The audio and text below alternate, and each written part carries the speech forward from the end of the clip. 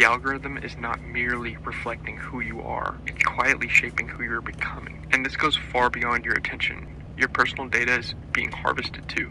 Collected, packaged, shared, licensed, and sold through a web of companies you'll never hear of. Not just to advertise trying to sell you some bullshit you don't need, but to data brokers, third parties, and systems tied so closely to government agencies that the line between private surveillance and state surveillance begins to disappear. That is not some dramatic conspiracy phrase. That is the structure we live in now. Your location, your search habits, your spending patterns, your interests, your politics, your sleep schedule, your fears, your body, your relationships, your attention span. All of it has a value. And once that value is established, you are no longer being treated like a human being first. You're being treated like a pattern, a behavioral asset, a predictable set of impulses that can be nudged, sold to, and governed. That is what upsets me. Not that ads are targeted. Everyone knows that already. Mention a product and suddenly it follows you around on the internet.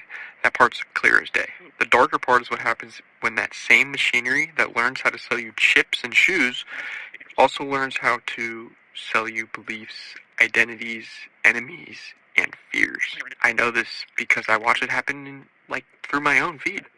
I'm kind of like a nerd. I like learning. I care about politics, consciousness, psychology, the structure of reality, all of it. So naturally my feed is my For You page is full of that content. And obviously that is in part my own doing. I trained it, I clicked on these things, I watched them. I fed the machine and the machine adapted. But there have been nights where, I fall asleep with autoplay on and I wake up to the most aggressive propaganda imaginable. Not just content adjacent to what I was already believing, but full force ideological programming, extreme certainty, emotional bait, highly persuasive narrative. It feels like a lot less like discovery and more like some kind of subconscious conditioning. And perhaps that's just statistical probability. Maybe that's just the machine doing what it does best. But even if that's all that it does, or that's all that it is, that should still terrify you, because it means the system now exists where it can take your personal and private interests and slowly introduce a narrative specifically tailored to your mind, not the public's, but yours. Think about how dangerous that is. For the first time in history, we have structures capable of mass psychological influence at an individual level, not broad programming, personalized programming. That changes the whole entire game. Old systems of control needed one message from millions of people. This one can create millions of versions of the same message and deliver each one in the exact tone, style, sequence likely to bypass the least resistance. It can speak to the scared man differently than the lonely woman. It can speak to the angry teenager differently than the exhausted father. It can mirror your humor, your politics, your aesthetic, your vocabulary, where it cuts deep. It can just gut you alive.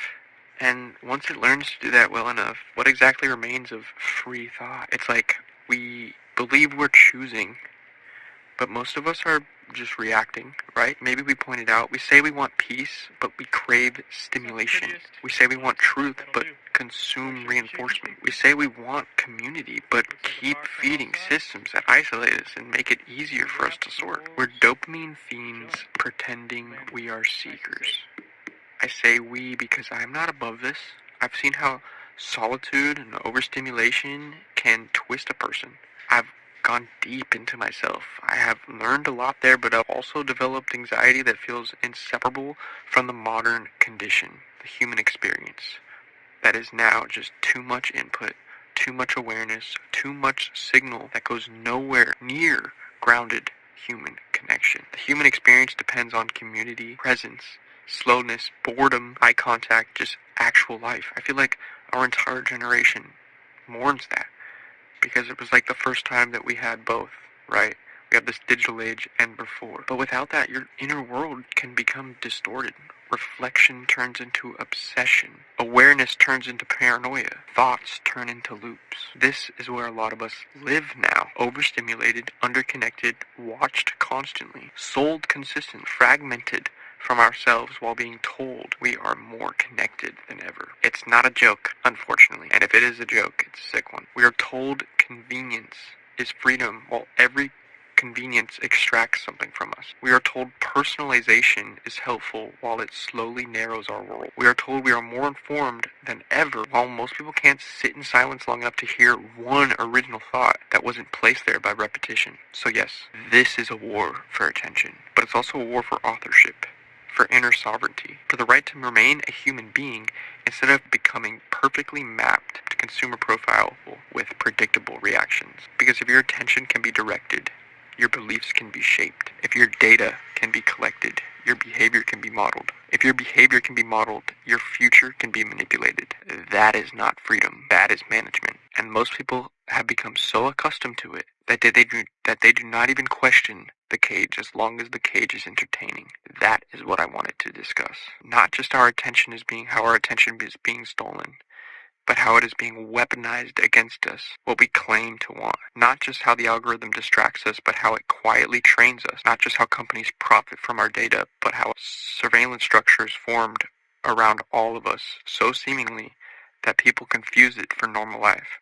Because the real danger is not just what they are watching. It is that they are learning how to steer.